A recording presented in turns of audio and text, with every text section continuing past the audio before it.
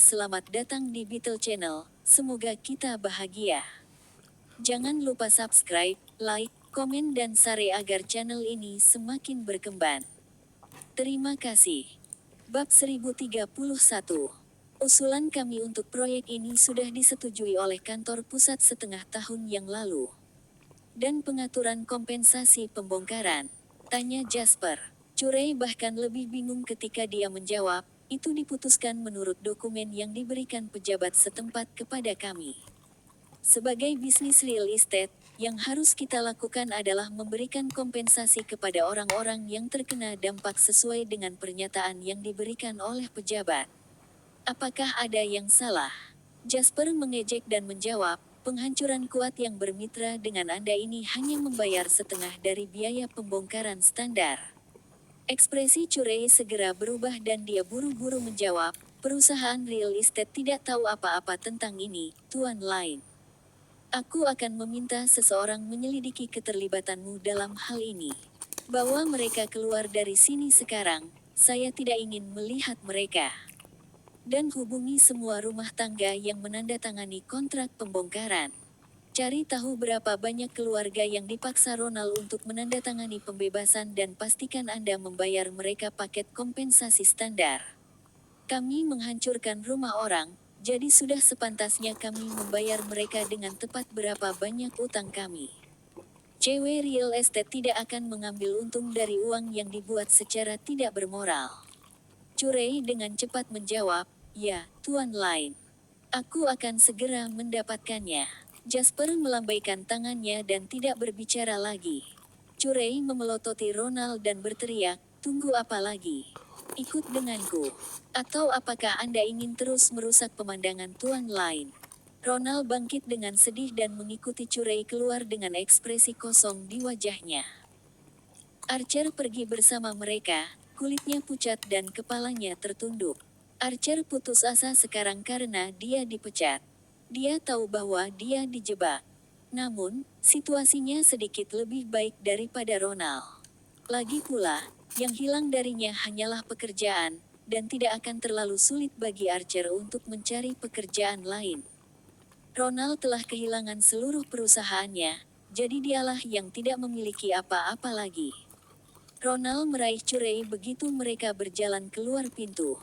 Sejauh menyangkut Curey, Ronald seperti wabah, dan dia tidak ingin berhubungan dengan yang terakhir. Curey dengan cepat berteriak, lepaskan. Untuk apa kau menahanku? Ronald melepaskannya dan memohon dengan sedih, saya bahkan tidak meminta bantuan Anda, Tuan Abbott. Tapi tolong, mengingat bagaimana kita dulu adalah mitra, katakan saja padaku. Siapa Jasper Lain? Untuk apa? Jadi kamu bisa membalas dendam. Curey bisa mengetahui apa yang sedang dipikirkan Ronald dari ekspresi yang terakhir. Seperti yang kamu katakan, karena kita dulu adalah mitra, jadi aku akan melakukan yang lebih baik untukmu. Saya sarankan Anda menyerah pada gagasan untuk membalas dendam. Bapak, Lain tidak seperti orang yang biasa kau hadapi. Anda tidak bisa mengancam atau menakut-nakuti Ethan. Lain dengan beberapa preman. Ini adalah cewek yang sedang kita bicarakan. Cewek. Pikirkan baik-baik, menurutmu apa yang diwakili oleh kedua huruf itu? Ronald tampak berpikir keras ketika mendengar Curey mengatakan ini.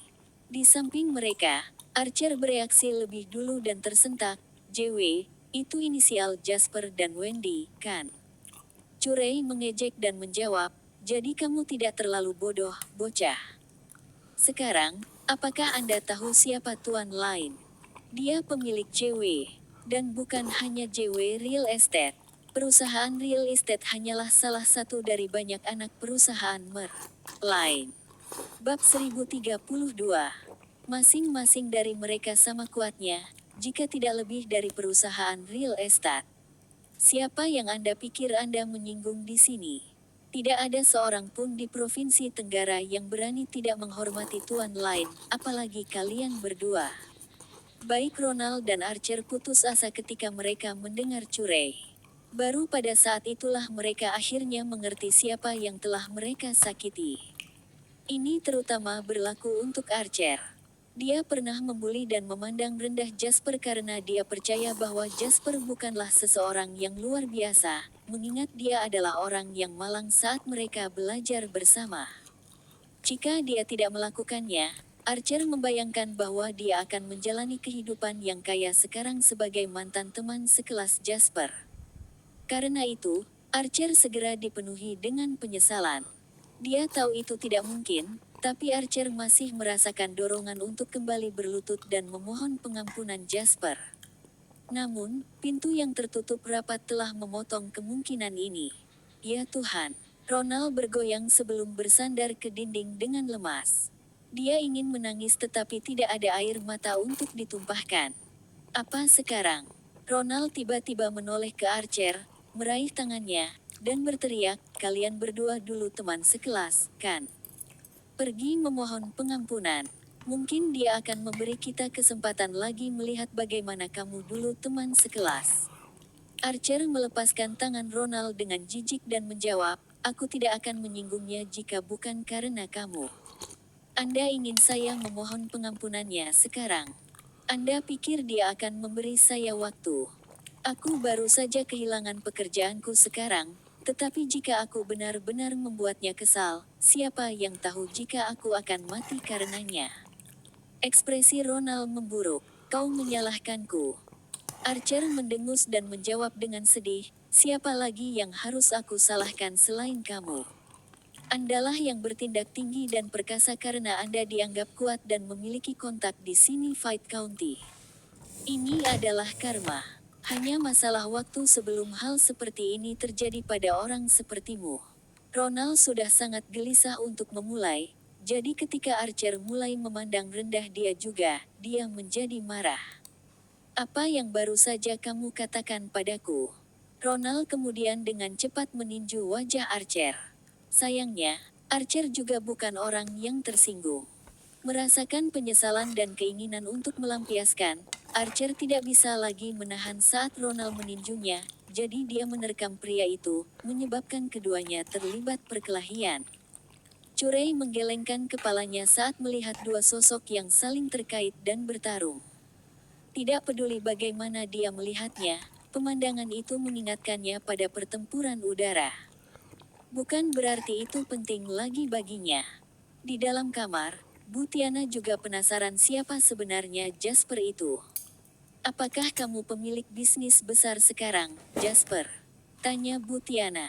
Jasper duduk di samping tempat tidur dan tersenyum, "Saya tidak akan menyebutnya bisnis besar, tetapi saya memiliki sesuatu yang aneh." Meskipun demikian, Tiana menggelengkan kepalanya. "Jangan berbohong padaku. Saya tahu dari bagaimana kepala tua bisnis real estate itu memperlakukan Anda dengan hormat bahwa Anda adalah atasannya, bukan?" Jasper mengangguk. "Iya." Tiana menghela nafas dan berbicara dengan lega, "Bagus, kalau begitu. Baik sekali. Kau yang paling sukses dari semua muridku, Mas." "Tiana, itu masih salahku karena terlalu longgar dengan bawahanku. Jika tidak, ini tidak akan terjadi. Anda baru saja mendengarnya, jadi jangan khawatir. Saya akan menindaklanjuti ini dan saya akan memastikan keluarga yang menandatangani kontrak pembongkaran tidak akan ditipu uang." Jasper berbicara dengan lembut. Tiana menjawab dengan puas, "Saya tahu. Aku tidak perlu takut sekarang karena aku punya janjimu. Adapun kontrak pembongkaran, saya akan segera menandatanganinya setelah orang-orang Anda datang. Tidak perlu terburu-buru untuk itu, Bu Tiana. Saya berencana untuk membawa Anda ke rumah sakit di ibu kota provinsi untuk perawatan. Kesehatan Anda tetap yang terpenting di sini. Lihat saja, semua anak-anak ini dengan sabar menunggumu menjadi lebih baik," kata Jasper. Namun, Bu Tiana tampak ragu-ragu. "Saya tidak pergi ke rumah sakit sebelumnya karena saya khawatir mereka akan menghancurkan gedung saat saya pergi.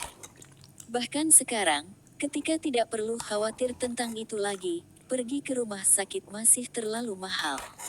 Saya tahu tubuh saya sendiri, jadi setelah penyakit psikologis hilang, saya akan kembali sehat dalam waktu singkat." Jasper melirik Wendy untuk memberi isyarat bantuannya dalam membujuk Mas. Tiana ketika dia menyadari bahwa dia tidak mau pergi ke kota Nouritus bersamanya. Karena itu, Wendy juga berbicara dengan lembut, "Mes, Tiana, memang benar kita pergi ke rumah sakit saat kita sedang tidak enak badan. Jangan khawatir tentang biaya dan semua.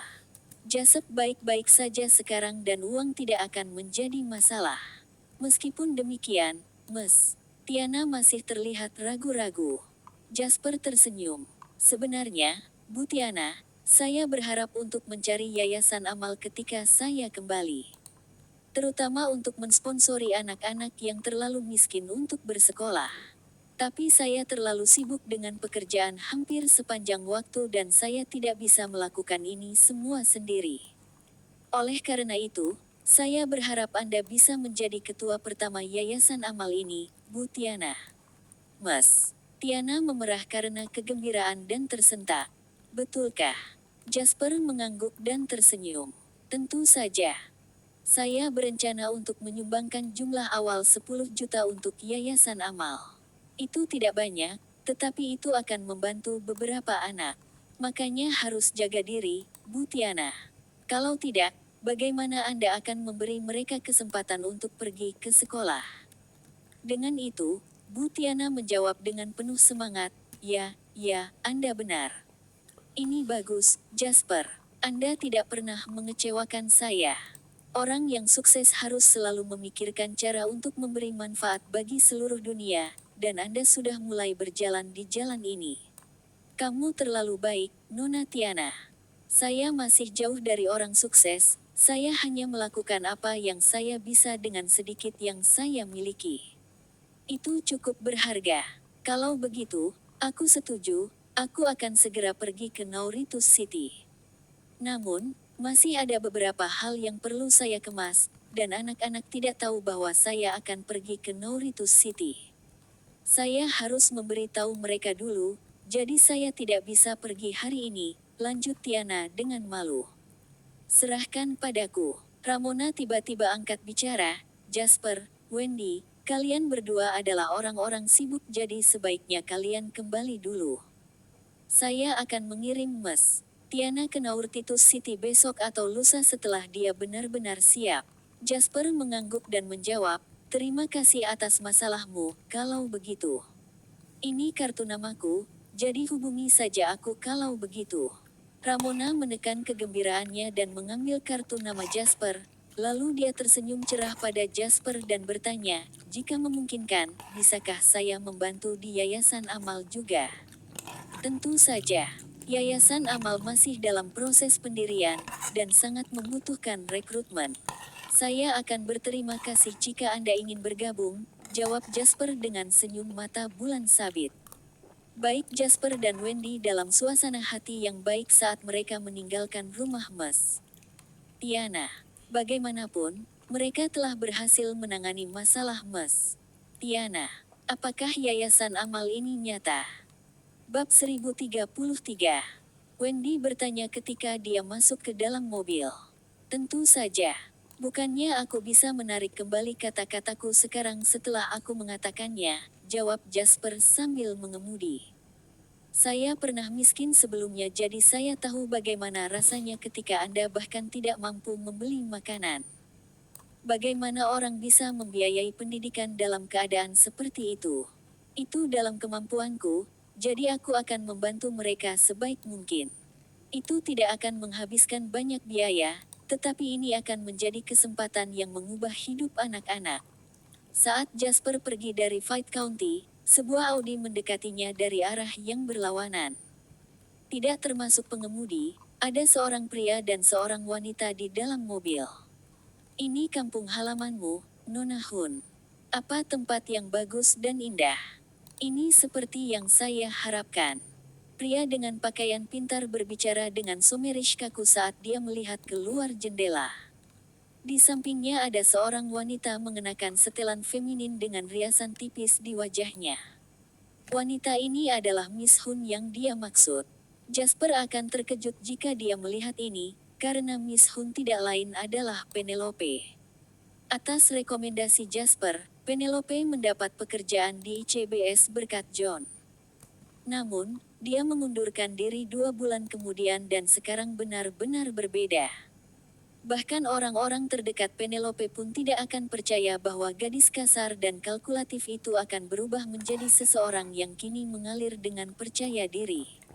Apakah Anda menyiratkan sesuatu yang lain, Tuan Char? Penelope bertanya dengan tenang. Leroy tersenyum dan menjawab, saya hanya menyuarakan pikiran saya yang sebenarnya. Oh, benar, apakah Anda berencana untuk tinggal selama beberapa hari sekarang setelah Anda kembali ke kota asal Anda, Nona Hun? Penelope menjawab, saya hanya datang kali ini untuk menjemput ibu saya ke Waterhoof City untuk berobat. Ini tidak akan lama, jadi jangan khawatir. Aku tahu apa misiku, dan aku tidak akan menambah masalah Tuan Atticus. Aku akan kembali secepat yang aku bisa. Leroy terkekeh dan berkata, jangan khawatir tentang itu. Bagaimanapun, kami adalah mitra.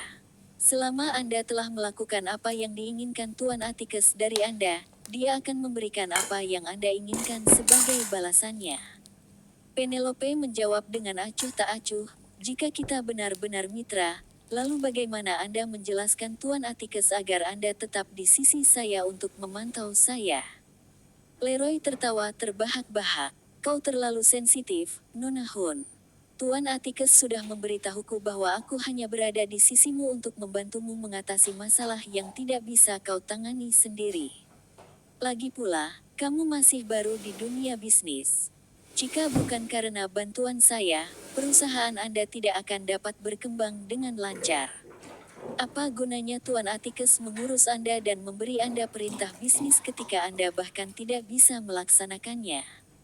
Tatapan Penelope menajam dan dia berbicara dengan acuh tak acuh, aku tahu persis apa rencanamu.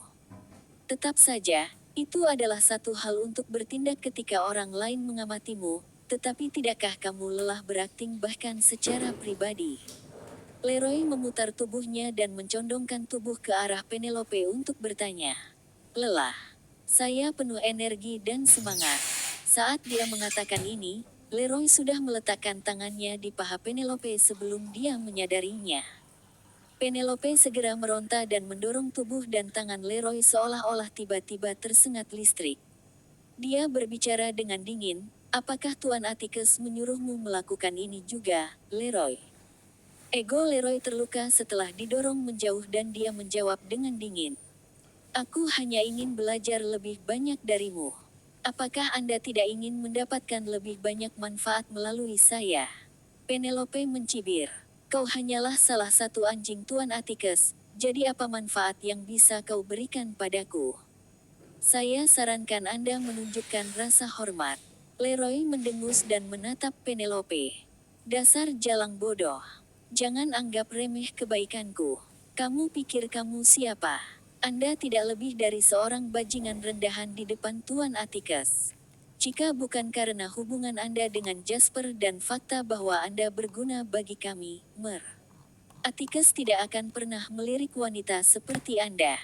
Penelope menatap Leroy dengan dingin dan menjawab, bahkan jika aku hanya Abe Asterisk, kamu tidak lebih bermartabat daripada aku. Kesepakatanku dengan Tuan Atticus adalah antara dia dan aku. Ini tidak ada hubungannya dengan pelayan sepertimu hanya berdiri di sisi Tuan Atticus. Penelope mengabaikan ekspresi sedih Leroy dan terus berbicara, aku sudah memberitahumu. Tunjukkan rasa hormat, atau aku akan segera memberitahu Tuan Atticus. Ini seperti yang kamu katakan. Saya masih berguna bagi Tuan Atticus, jadi menurut Anda dia akan menyingkirkan saya atau Anda? Ketika dia mendengar ini, ekspresi Leroy sedikit berubah. Penelope tidak lebih dari sebuah aspek baginya untuk melampiaskan frustrasi seksualnya, tetapi tidak layak untuk membuat marah Tuan Atticus atas hal seperti itu.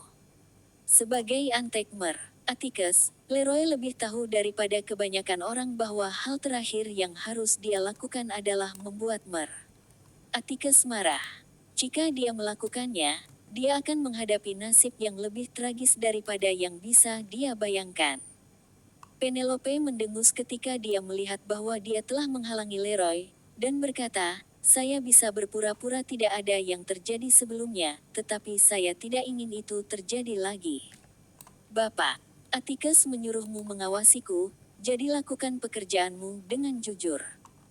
Saya juga akan menyelesaikan apa yang saya janjikan kepada Tuan Atticus, tetapi proses ini tidak ada hubungannya dengan pelayan seperti Anda. Jangan pernah berpikir untuk menyentuhku lagi atau aku akan membuatmu membayarnya. Leroy menyipitkan matanya dan mengarahkan pandangannya ke Penelope. Dia pertama kali melihat wanita ini di kantor Mer. Atticus. Dia ketakutan, mirip dengan anak ayam yang baru lahir, dan dia memiliki aura penduduk kota yang tidak penting. Dia adalah wanita yang sangat biasa dari peringkat terendah. Namun, wanita ini mudah beradaptasi dan hanya butuh beberapa bulan sebelum dia benar-benar berubah. Sekarang, beberapa kalimat singkat darinya membuat Leroy mengaku kalah. Leroy mendengus setelah menimbang-nimbang pilihannya. Kemudian, dia untuk sementara menolak keinginan nafsunya. Lagi pula, wanita ini akan menjadi anjing liar setelah dia berhenti berguna bagi Tuan Atticus. Ketika itu terjadi, aku akan melakukan apapun yang aku mau padanya. Ketika dia memikirkan hal ini, Leroy merasa tubuhnya memanas. Tunggu saja.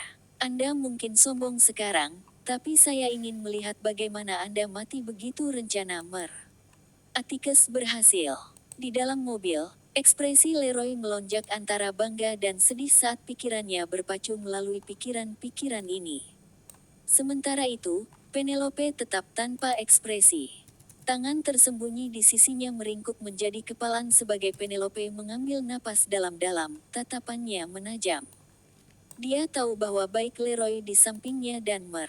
Atticus jauh di Harbor City melihatnya sebagai tidak lebih dari pion untuk berurusan dengan Jasper. Bukannya dia peduli, karena dia juga menggunakannya pada saat yang sama. Bagaimana kabarmu akhir-akhir ini, Jasper? Penelope bergumam dalam hati sambil menatap jalan ramai yang familiar di luar jendela. Bersambung, terima kasih telah menyaksikan dan mendukung channel ini.